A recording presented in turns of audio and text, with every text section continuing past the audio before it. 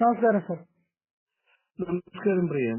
അതായത് മുഖ്യമന്ത്രിയുടെ സത്യപ്രതിജ്ഞാ ചടങ്ങിൽ ദേശീയ ഗാനം പാടിയത് എന്തോ വലിയ ദേശീയ ഗീതമായിട്ടുള്ള വന്ദേ മാതരം പാടിയത് എന്തോ വലിയ അപരാധമാണ് എന്ന് പറഞ്ഞിട്ട് CPM ഇപ്പോൾ പത്രക്കുറിപ്പ് ഇറക്കിയിട്ടുണ്ട്.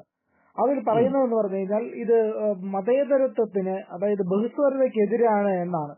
ഇത് ഇവർക്ക് ആദ്യം തന്നെ ഇത് ചൊല്ലിയത്, അതായത് നമ്മുടെ ദേശീയ ഗീതം ചൊല്ലിയത് കോൺഗ്രസിന്റെ സമ്മേളനത്തിലായിരുന്നു. അപ്പോൾ വളരെയധികം പ്രധാനപ്പെട്ട രാജ്യത്തിന്റെ രാഷ്ട്രപതി ഒപ്പുവെച്ച ഒരു നിയമം അതനുസരിക്കില്ല എന്ന് പറയുന്നത് ധാർഷ്ട്യം കൊണ്ടല്ലേ? ധാർഷ്ട്യം മാത്രമല്ല, വിവരക്കേടും കൊണ്ടാണ്. അവരുടെ CPM-ന്റെ ന്യൂനപക്ഷ എന്താണ് പറയുന്ന അപ്പീസ്മെന്റ് എന്ന് പറയുന്നത്, ന്യൂനപക്ഷ പ്രീണനം ഇതോടുകൂടി രംഗത്ത് പിന്നെയും മറന്നേക്ക് പുറത്തു വന്നിരിക്കുകയാണ്. വന്ദേ മാതരം എല്ലാ ഔദ്യോഗിക ചടങ്ങുകളുടെയും ആദ്യത്തെ ഇതായി ആരംഭിക്കണം എന്ന് കേന്ദ്ര ഗവൺമെന്റ് നിയമമുണ്ടാക്കി അതിൽ രാഷ്ട്രപതി ഒപ്പിട്ടതാണ്. അത് നിയമമാണ്. ആ നിയമത്തിന് വയലേറ്റ് ചെയ്യാനായിട്ട് പിണറായി വിജയനോ അതല്ലെങ്കിൽ മാർക്സിസ്റ്റ് പാർട്ടിയുടെ സ്റ്റേറ്റ് കമ്മിറ്റിക്കോ അതല്ലെങ്കിൽ ഇന്ത്യയിലെ തന്നെ CPM-ന് അധികാരമില്ല. ഇപ്പൊ ഇത് ഈ വന്ദേ മാതരം ആലപിച്ചതിനെതിരെ ആദ്യമായിട്ട് രംഗത്ത് വന്നത് പിണറായി, അയാളുടെ പേര് മുഹമ്മദ് റിയാസാണ്. അപ്പൊ അദ്ദേഹത്തിന്റെ വിവരക്കേടും ഇതിനകത്ത് തെളിഞ്ഞു കാണുന്നുണ്ട്. മുഹമ്മദ് റിയാസ് ഒരു ഇസ്ലാമിക് ഫണ്ടമെന്റലിസ്റ്റ് ആണെന്നും ഇസ്ലാമിക് എക്സ്ട്രീമിസ്റ്റ് ആണെന്നും എല്ലാവർക്കും അറിയാം. അയാളുടെ ഓരോ നടപടികളും ഓരോ പെരുമാറ്റവും സൂചിപ്പിക്കുന്ന ഒരു ഇസ്ലാമിക് എക്സ്ട്രീമിസ്റ്റ് ആണ് എന്നുള്ളതാണ്. പിന്നെ ഇപ്പൊ അതിനെ ചോദ്യം ചെയ്തുകൊണ്ട്, ഈ വന്ദേ മാതരത്തെ ചോദ്യം ചെയ്തുകൊണ്ട് അയാൾ ഇറക്കിയ സ്റ്റേറ്റ്മെന്റോ ഫേസ്ബുക്ക് പോസ്റ്റിനോ കാര്യമായ പിന്തുണ കിട്ടിയിട്ടില്ല. അതുകൊണ്ടാണ് മാർക്സിസ്റ്റ് പാർട്ടി ഈ പ്രശ്നവുമായിട്ട്, ഈ എതിർപ്പുമായിട്ട് രംഗത്ത് വന്നേക്കുന്നത്. ഇപ്പൊ പിണറായി വിജയൻ മരിച്ചു കഴിഞ്ഞിട്ടുണ്ടെങ്കിൽ മുഹമ്മദ് റിയാസ് ആയിരിക്കുമല്ലോ പ്രതിപക്ഷ നേതാവുക, അല്ലേ? എല്ലാവർക്കും അറിയാവുന്ന കാര്യമല്ലേ ഇത്. ഇപ്പൊ പിണറായി വിജയന് സുഖമല്ല, പാവം, എപ്പോഴെങ്കിലും മരിക്കാവുന്ന ഒരവസ്ഥയിലാണ്. അപ്പോ ഇയാള് പാർട്ടിയുടെ നേതൃത്വം ഏറ്റെടുക്കാനായിട്ട് നിൽക്കുന്ന ആളാണ്. അപ്പൊ അയാളുടെ സ്റ്റേറ്റ്മെന്റിനെ ഒന്നുകൂടെ ഹൈലൈറ്റ് ചെയ്യുക എന്നുള്ളതാണ്. അപ്പൊ ഞാൻ ഈ മാർക്സിസ്റ്റ് പാർട്ടിയുടെ പ്രസ് റിലീസ് സ്റ്റേറ്റ്മെന്റ് വായിച്ചപ്പോ അവര് പറയുന്നത് രാജ്യത്തിന്റെ ബഹുസ്വരതയ്ക്കെതിരാണ് ഈ ഗാനം എന്നുള്ളതാണ്.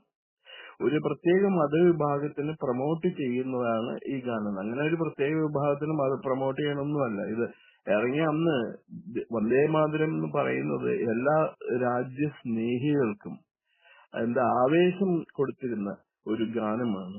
അത് അന്ന് തൊട്ടേ എല്ലാവരും പാടാറുണ്ടായിരുന്നു. പിന്നെ വിഭജനത്തെ തുടർന്ന് പ്രധാനമന്ത്രിയായിരുന്ന ജവഹർലാൽ നെഹ്റു ആണ് പറഞ്ഞത് വന്ദേ മാതരം ഫുള്ളായിട്ട് വേണ്ട, പാടണ്ട, 2 സ്റ്റാൻസ മതി, ബാക്കിയുള്ളതിലൊക്കെ ഹിന്ദു മതത്തെ പ്രൊമോട്ട് ചെയ്യണമെന്നാണ് എന്ന് പറഞ്ഞിട്ടാണ് അത് രാജ്യം വെട്ടിമുറിച്ച പോലെ ദേശീയ ഗീതവും വെട്ടിമുറിച്ചത്. വളരെ തെറ്റായ നടപടിയായിരുന്നു അത് എന്ന് കാലം തെളിയിച്ചു കഴിഞ്ഞിട്ടുണ്ട്. അത് റെക്ടിഫൈ ചെയ്യാൻ വേണ്ടിയിട്ടാണ് പ്രധാനമന്ത്രിയുടെ നേതൃത്വത്തിൽ ഈ ഒരു ദേശീയ ഗീതം മാൻഡേറ്ററി ആയിട്ട് പാടിയിരിക്കണം എന്ന് അനുശാസിക്കുന്ന നിയമം കൊണ്ടുവന്നത്. ഇപ്പോ ഇതില് പ്രശ്നം എന്താന്ന് വെച്ചാൽ അവര് പറയണം, മാർക്സിസ്റ്റ് പാർട്ടി പറയണം, അത് ബഹുസ്വരതയ്ക്കെതിരാണ് ഈ ഗാനം എന്നുള്ളതാണ്. ആരാണ് ബഹുസ്വരതയ്ക്കെതിരെ? ബഹുസ്വരതയ്ക്കെതിരായിട്ട് നിൽക്കുന്നത് കത്തോലിക്ക സമുദായമാണ്. അവര് ജൂൺ 6, 2000 ആണ്ട് 26 വർഷം മുമ്പ് ഓഗസ്റ്റ് 6 പോപ്പിന്റെ ഓഫീസിൽ നിന്നും ഒരു നിയമം, ഒരു ഉത്തരവ് പുറപ്പെടുവിച്ചു. ഡൊമിനോസ് ജീസസ് എന്നതിന്റെ പേര്. ഡൊമിനസ് ജീസസ്, DOMINUS, ഡൊമിനസ് ജീസസ്. എന്താണ് അതിനകത്ത് പറയുന്നത്? അതിനകത്ത് പറയുന്നത് റിലീജിയസ് പ്ലൂരലിസം എന്ന് പറയുന്നത്, അതായത് ബഹുസ്വരത എന്ന് പറയുന്നത് ചർച്ചിന്, കത്തോലിക്ക സമുദായത്തിന് അപകടമാണ്. നമ്മൾ പ്ലൂരലിസത്തിൽ വിശ്വസിക്കുന്നില്ല, പ്ലൂരലിസം പ്രൊമോട്ട് ചെയ്യരുതെന്നാണ് അവർ പറയുന്നത്. അതുപോലെ ഒരു മതം മറ്റൊരു മതത്തിന് തുല്യമാണ്, അത്രയും നല്ലതാണ് എന്ന് പറയുന്നത് തെറ്റാണ്. അതൊരിക്കലും നമ്മൾ പറയാൻ പാടില്ല. അതിനകത്ത് എഴുതിയിരിക്കുന്ന ഡൊമിനസ് ജീസസിൽ എഴുതിയിരിക്കുന്ന വാചകം തന്നെ ഇങ്ങനെയാണ്: religious pluralism is a danger to the church. അതുകൂടാണ്ട് എഴുതിയിരിക്കുന്നു, the thinking that one religion is as good as another has to be eliminated. മനസ്സിലായില്ലേ? അതെ അത് പിന്നെയോ plant the cross in Asia, across Asia, ഏഷ്യയിൽ മൊത്തം കുരിശ് സ്ഥാപിക്കുക എന്ന് പറഞ്ഞാൽ എന്താ? എല്ലാവരും മതം മാറ്റിയാന്നല്ലേ അർത്ഥം? അല്ലാണ്ട് കാണുന്നിടത്തൊക്കെ കൊണ്ടുപോയി കുരിശ് വയ്ക്കാന്ന് പറഞ്ഞതിന്റെ അർത്ഥം വെറുതെ കുരിശ് നട്ടയച്ചാൽ മതിയോ? അതുപോലെ അവർ ഇന്റർ റിലീജിയസ് ഡയലോഗ് എന്ന് പറയുന്നത് അവരുദ്ദേശിച്ചിരിക്കുന്നത് എന്താ? അവരുദ്ദേശിച്ചിരിക്കുന്നത് കത്തോലിക്ക സമുദായത്തിന്റെ ഇവാഞ്ചലൈസേഷൻ മിഷന്റെ ഭാഗമായിട്ടുള്ളതാണ് ഇന്റർ റിലീജിയസ് ഡയലോഗ്, മതങ്ങൾ തമ്മിലുള്ള സംഭാഷണം എന്ന് പറയുന്നത്. ഹിന്ദുക്കളും എന്താണ് റിലീജിയസ് ഡയലോഗ് കൊണ്ട് ഉദ്ദേശിക്കുന്നത്? നമ്മളിലുള്ള എന്താണ് നമ്മളിലുള്ള അഭിപ്രായ വ്യത്യാസം പറഞ്ഞു തീർക്കുക, നമ്മൾ ഒരുമിച്ച് ജീവിക്കണം, നമ്മൾ ഒന്നാണ് എന്നാണ് ഹിന്ദു മതം എല്ലാ മതങ്ങളോടും അനുശാസിക്കുന്നത്. അതേ മതം പോപ്പ് പറഞ്ഞിരിക്കുന്നത് അങ്ങനെ എല്ലാ മതങ്ങളും തുല്യരല്ല, എല്ലാ മതങ്ങളും തുല്യരല്ല. ഈ കുരിശ് സ്ഥാപിക്കുക എന്ന് പറയുന്ന മറ്റ് മതങ്ങളെ മുഴുവൻ ഇല്ലാതാക്കുക എന്നുള്ളതാണ്. All religions are not equal. ഇത് വ്യക്തമായിട്ട് എഴുതി വെച്ചിട്ടുണ്ട് ഈ ഡൊമിനസ് ജീസസ് എന്ന് പറയുന്ന ഉത്തരവിൽ. ഫണ്ടമെന്റലിസ്റ്റുകളും ഇത് തന്നെയാണ് പറയുന്നത്. സംശയമുണ്ട്. ഒരിക്കലും അവരംഗീകരിക്കണില്ലല്ലോ എല്ലാ മതങ്ങളും തുല്യരാണ് എന്ന് അവരംഗീകരിക്കണില്ല. അവര് പറയണ ലോകത്തിൽ ഒരേ ഒരു മതമേ ഉള്ളൂ, സമാധാനത്തിന്റെ മതം, അത് ഇസ്ലാമിക് മതമാണ്. ഖുറാനിൽ വിശ്വസിക്കാത്തവന്റെ ഒക്കെ കഴുത്ത് കണ്ടിച്ചു കൊള്ളണം, മറ്റാണ് ഭാഗത്തു നിന്നൊക്കെ വേറെ എവിടെയെങ്കിലുമൊക്കെ കണ്ടിച്ചെടുക്കണം എന്നാണ് അവര് പറഞ്ഞിരിക്കുന്നത്. അപ്പൊ ഇവര് ഈ വന്ദേ മാതരവും ബഹുസ്വരതയും കൂട്ടിക്കുഴയ്ക്കുമ്പോ മാർക്സിസ്റ്റ് പാർട്ടിക്ക് അറിയാത്തത് അവര് സ്വയം ഒരു ചെളിക്കുണ്ടിലേക്ക് ചാടുക, വിവരമില്ലായ്മയുടെ ചെളിക്കുണ്ടിലേക്കാണ് അവർ ചാടിയിരിക്കുന്നത്. ബഹുസ്വരതയും കത്തോലിക്ക സമുദായവുമായിട്ട് യാതൊരു ബന്ധമില്ല, ക്രിസ്ത്യൻ സമുദായമായിട്ട് യാതൊരു ബന്ധമില്ല. അതുപോലെ ബഹുസ്വരതയും ഇസ്ലാമിക് സ്വഭാവമായിട്ട് യാതൊരു ബന്ധം. ഈ ബഹുസ്വരത എന്നുള്ളത് ഹിന്ദുക്കളെ അടിച്ചേൽപ്പിക്കുകയും എന്ത് ദുരിതം മുസ്ലിങ്ങളും ക്രിസ്ത്യാനികളും കൂടി ഹിന്ദുക്കൾക്ക് നൽകുമ്പോൾ അത് അനുഭവിച്ച് തീർത്തോളുക ഹിന്ദുക്കൾ, അല്ലെങ്കിൽ മതം മാറിക്കൊള്ളുക എന്നുള്ള ഇൻഡയറക്റ്റ് മെസ്സേജ്, നേരിട്ടല്ലാത്ത പരോക്ഷമായ ഒരു സന്ദേശമാണ് ഈ സ്റ്റേറ്റ്മെന്റ് വഴി മാർക്സിസ്റ്റ് പാർട്ടി നൽകുന്നത്.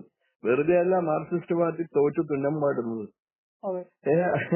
ഇങ്ങനെയൊക്കെ ഹൈന്ദവ വിരുദ്ധ നിലപാടെടുക്കുന്ന ഒരു പാർട്ടിക്ക് എങ്ങനെ ഹിന്ദുക്കൾ വോട്ട് ചെയ്യും? ഉള്ള ഹിന്ദുക്കളും കൂടി പോരും അവരുടെ ഒരു പാർട്ടി സെക്രട്ടറി ഉണ്ടല്ലോ, അയാൾക്ക് ഇതിനെപ്പറ്റി ചോദിച്ചാല്, ഡൊമിനസ് ജീസസിനെ പറ്റി ചോദിച്ചാൽ അയാൾക്ക് എന്തറിയാം? അയാള് സ്കൂളിലുള്ള ഓലക്കാൽ ശീലക്കാൽ ലെഫ്റ്റ് ഹാൻഡ് റൈറ്റ് ഹാൻഡ് എന്ന് പറഞ്ഞ് പഠിപ്പിച്ചുകൊണ്ടിരുന്ന ആളാണ്. അയാൾക്ക് മാർക്സിസ്റ്റ് പാർട്ടിയുടെ അല്ലെങ്കിൽ ലോക രാഷ്ട്രീയത്തെ പറ്റി വല്ലതും അറിയോ? ഇന്നിപ്പോ എല്ലാ ജില്ലാ കമ്മിറ്റികളും അയാൾക്കെതിരെയും പിണറായി വിജയനെതിരെയും പ്രമേയം പാസ്സാക്കി കൊണ്ടുവന്നേക്കാണ്. അവര് തൽസ്ഥാനത്ത് തുടരുന്നുള്ളൂ. ഈ വിവരക്കേടൊക്കെ ഇതിന്റെ കാര്യം അല്ല. ഞാനൊരു കാര്യം ചോദിക്കട്ടെ, പ്രിയൻ കേൾക്കുന്നതാണല്ലോ ഗോവിന്ദന്റെ പ്രസംഗം, എല്ലാം മനസ്സിലാവോ ഗോവിന്ദൻ പറയുന്നത്? ആർക്കും മനസ്സിലാവില്ല സാർ. അത് മാത്രമല്ല, ഈ വന്ദേഭാരതത്തിന്റെ പ്രശ്നത്തിനകത്ത് മുഹമ്മദ് റിയാസ് പറഞ്ഞതാരും കേട്ടില്ല, ആരും വകവെക്കുന്നില്ല. അതുകൊണ്ടാണ് പാർട്ടി ഇത്തരം ഒരു ഉത്തരവിട്ടത്. പാർട്ടി റിയാസിനെ പേടിച്ചിരിക്കുകയാണെന്ന രീതിയിലേക്ക് കാര്യങ്ങളൊക്കെ മാറിയിട്ടുണ്ടല്ലേ? സംശയമുണ്ടോ?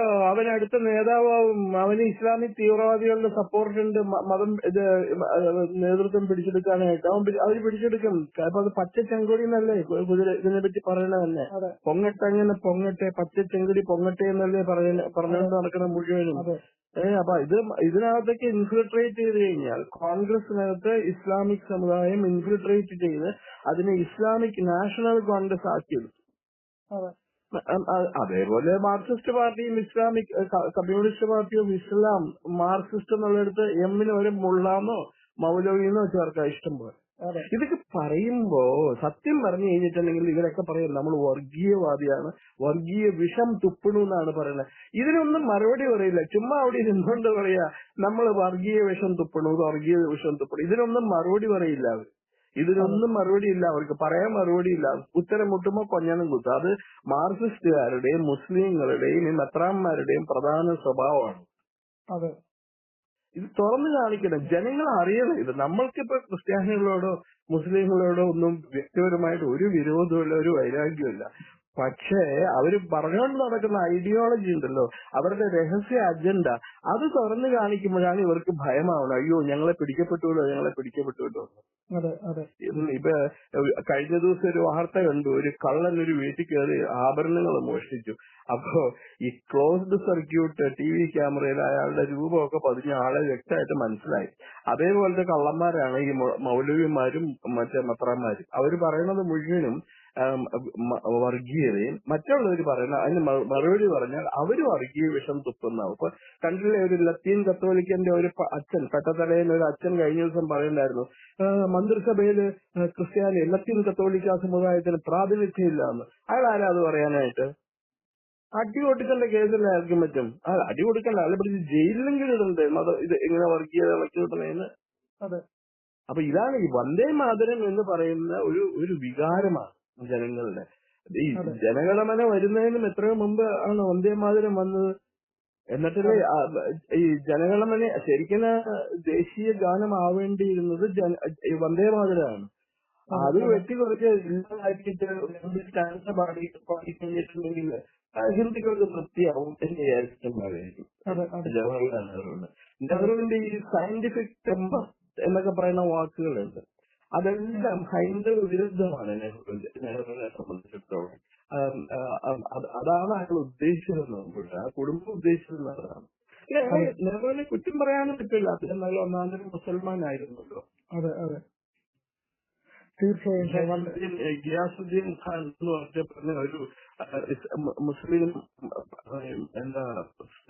പോലീസ് ഉദ്യോഗസ്ഥൻ, പോലീസുകാരൻ മതം മാറി ഹിന്ദുവായി, അങ്ങനെ സന്തോഷം ഹിന്ദുക്കളായി. അത് തന്നെ.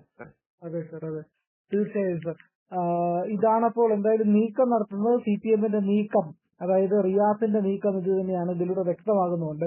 വളരെയധികം നന്ദി സാർ പ്രതികരിച്ചത്. Thank you.